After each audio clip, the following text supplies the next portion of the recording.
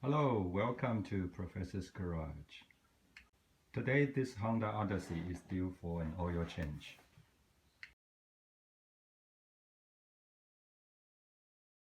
Here are some of the things you will need for this oil change. You obviously need oil and an oil filter. Some tools also. You need some ratchet or maybe a wrench or breaker bar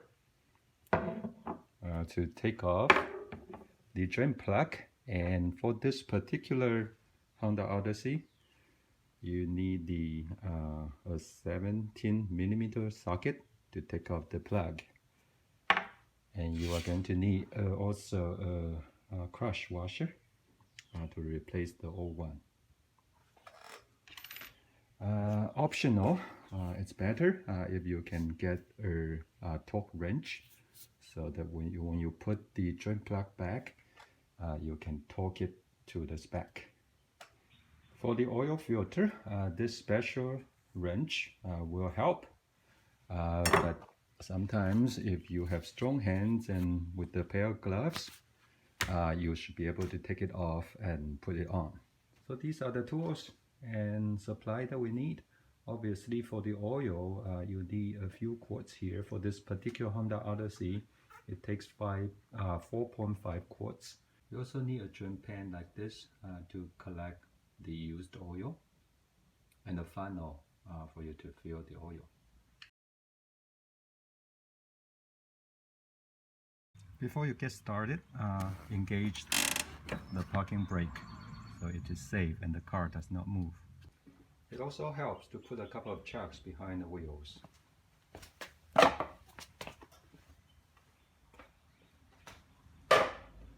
And let's pop the hood so we can have access to the engine compartment. Now we have access to the oil dipstick and the oil cap.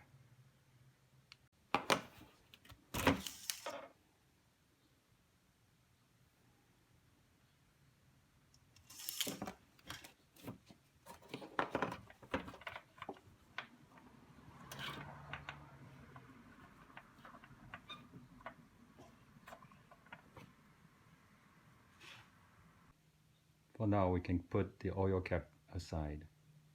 You do need the clearance to go underneath the car to remove the drain plug. So that is what I'm going to do right now. Just to show you where the checkpoint is. So if you see it from the front, there is a piece of hard metal there. So that's where you can check out the car from the front.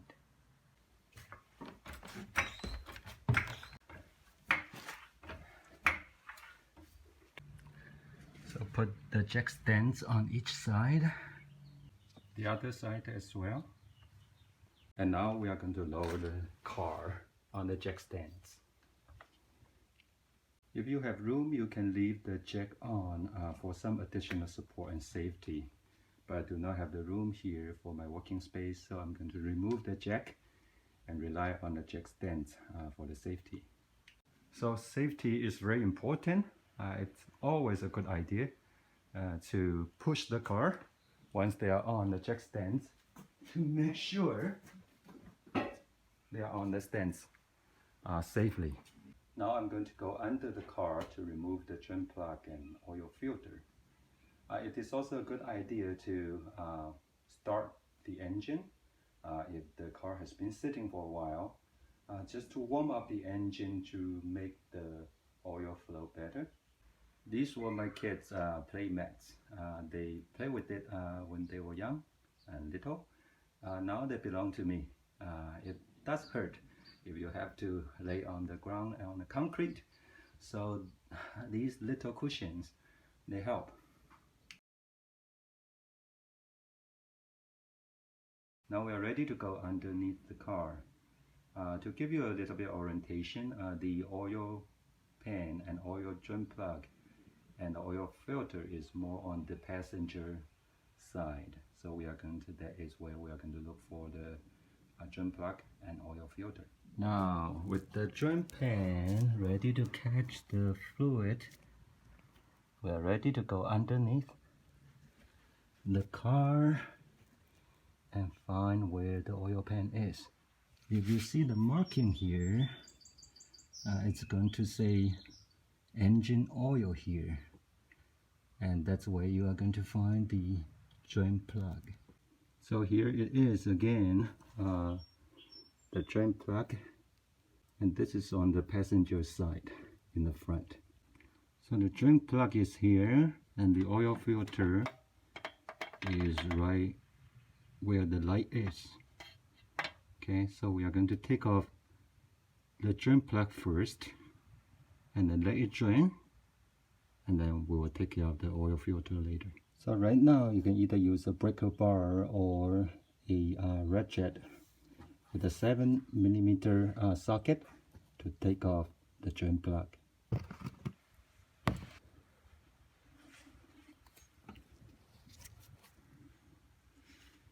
So right now the drain plug is broken loose. We can use our hands to remove it.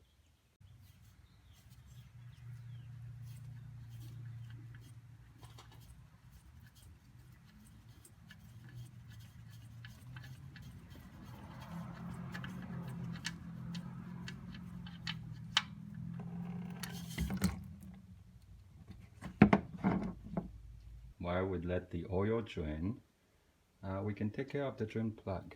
So once you remove the washer, the old washer from the drain plug, you can put on the new washer.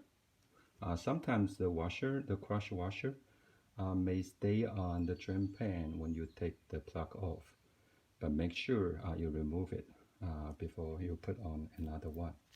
If you have a torque wrench, you can set it to 33 foot-pounds. We're going to torque that to spec. Now let's clean the drain hole. Make sure it's clean and ready. And we are going to put this drain plug back on.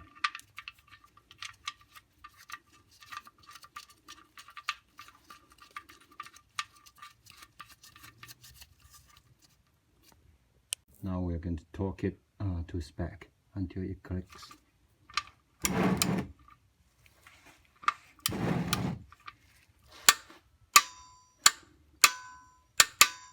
That's it. It doesn't have to be too tight.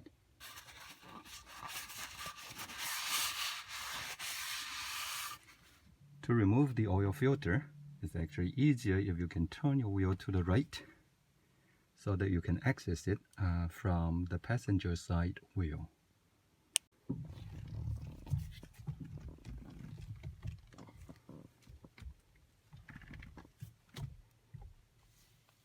And this reveals the oil filter from the passenger side right here. So right now with the special wrench, or if you have a big pair of gloves that may help, you can try to turn this oil filter.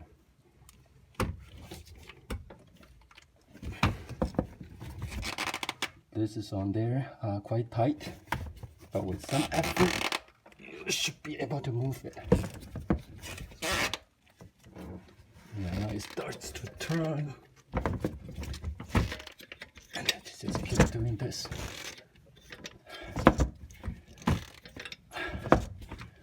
until it's free. And now we'll be able to turn it with our hands. So don't worry about the mess. The oil is not going to hurt anything. Just make sure you have the pan under it so you can catch the used oil. So right now you can wipe up the residue and clean the mating surface of the oil filter, and just clean up the area. Make sure it's clean. Now we are ready to put on the new filter. Before you put the new oil filter on, it is a good idea also to lubricate the gasket, the rubber gasket, with some engine oil. So I'm dipping some engine oil and just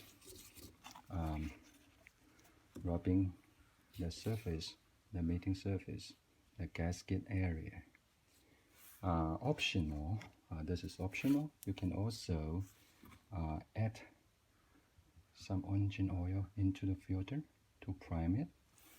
Because this is in the oil filter for this particular engine goes in the upright position. So I think you can do it that way to prime the filter. And one more thing to make sure is that make sure you do not have the old gasket left on the mating surface, so that you have double gaskets, and that is really bad because it's going to leak oil. So make sure the old gasket is removed, if just in case it sticks on that surface. So we are about to put the oil filter back on.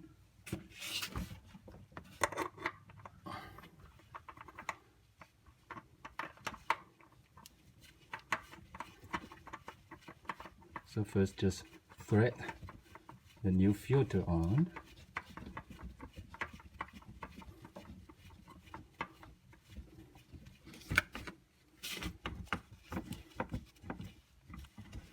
And one thing you notice is that I use a glove here to increase the grip.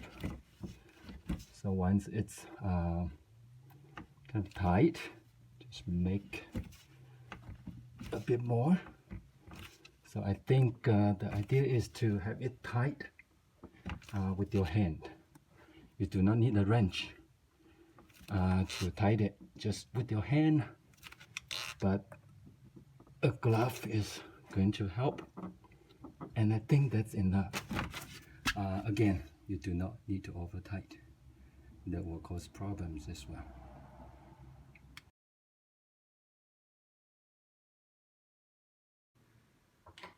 Now we are ready to add engine oil.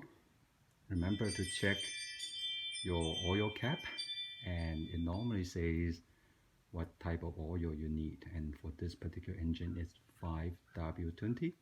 Honda actually says that they now for this particular model it accepts 0W20 as well, so either one should be acceptable. If your oil cap does not say this, then your owner's manual will have that piece of information. So make sure you stick to the grade of the oil that is specified by the manufacturer.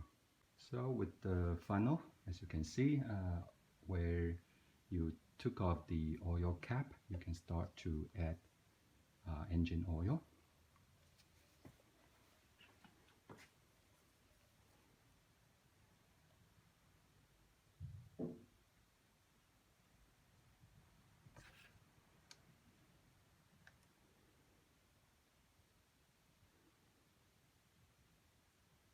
This engine takes about 4.5 quarts. Right now I put in about a little bit over 4 quarts. And I'm going to start the engine to circulate and then shut it off and measure the amount. If you are not sure about the amount you should put in, there are two ways you can do it. You can either check the owner's manual, which should have specified the amount. The other way is to measure the amount you have taken out and put in the same amount. So that should roughly be the amount that you should put in. Start the engine and let it run about a minute. So the engine is running, and we'll shut it off in a minute and measure the amount with this stick. In the same time, we'll check whether there is leak. So in the area of the oil filter and the drain plug, see if you have wiped it off, make sure there is no oil coming out. So everything is dry and clean, except for the drain plug area. There was a little bit of oil because when I removed the oil filter, there was some oil on it. But after I wipe it off, I don't see any oil coming out, so we should be good. And I'm going to shut off here and check the amount. So with a piece of towel, wipe it off. The first time you take the dipstick out, and let's put it back in. And pull it out again. The second time, we can take a look. I think it's on, yeah, I think it's in between the lower mark and the higher, so we should be good. So on the oil dipstick, especially when the engine oil is new, it's not easy to tell, but I hope you can see it's in between the two marks, and it is a little bit over the minimum. So what I'm going to do is to add a bit more. So I think in between the two it's about a quart difference. So I'm going to at least add a half quart at least, because I tend to add a little bit more, but definitely no more than the maximum. Another reason I'm adding the oil level to the upper end is because this engine actually burns a little bit of oil, so I try to maintain it at a higher level. Adding another half quart just to make sure the level is good.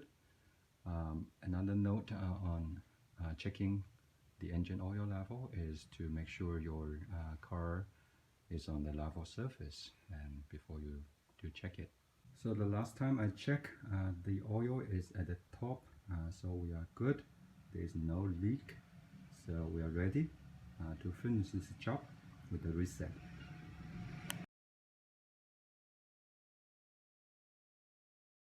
To reset the oil minder on the Honda Odyssey, probably other Honda models in the same years of range as well. Put the key in and turn it on. So switch to the on position, but not starting the car. Now if you switch with the knob to the oil life, and you can press and hold the knob